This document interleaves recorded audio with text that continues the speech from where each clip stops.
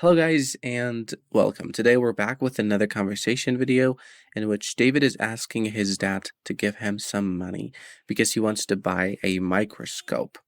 Like always, we're going to first read the conversation, then we will learn the idioms with examples. Like always, don't forget to subscribe and hit the bell icon next to it. So let's get started. Mom, is my dad back? Where is he? Yeah, he's just got back. He probably settled back on the couch. Maybe he's watching TV. Finding his dad. There you are. Dad, can I ask you for some money? Well, it depends on how much you need. What is it for? FYI, I have been putting aside more than half of my allowance for the past few months. I have been craving a microscope since forever. How much do you have yourself? I've got about $130. The one that I want costs about $400, but I know a place they might settle for $300. So now you are $250 short to purchase that. All right, but you need to wait until the payday. That's totally fine. Thanks, Dad. Idioms. Back. It's an adverb. It's used to say when referring to the place or position someone or something was before. So we can use it with into, or other prepositions. I think we should go back to the first street and ask someone the directions. Put the book back on the shelf. Don't go back to bed. It's 10. Has he got back home? Settle back or settle down.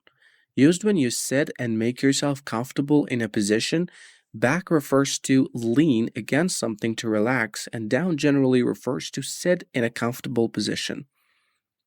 He settled back against the pillows and started to read the newspaper. Settle yourself down in this armchair. An armchair is a chair with sides so that you can put your hands on them. FYI, it's an abbreviation for your information, used when telling someone to know something important. FYI, I went there and tried to explain why I hadn't gone on time, but they didn't accept it. Put aside to save up money. I have been putting aside $20 every day since 2 months ago to buy a new computer. Always put aside some of your allowance. Crave, to want something very much. So we can say crave something or crave for something. The for is optional here, or crave to do something. He always craved for a car, or he always craved a car. I'm happy he finally got one. I crave to go back and see my family. Settle for, to be satisfied with less of something, so it's not what you want, but yet you are okay with that. It could be money or something else. Like, they say $1,000, but I'm sure they will settle for $800.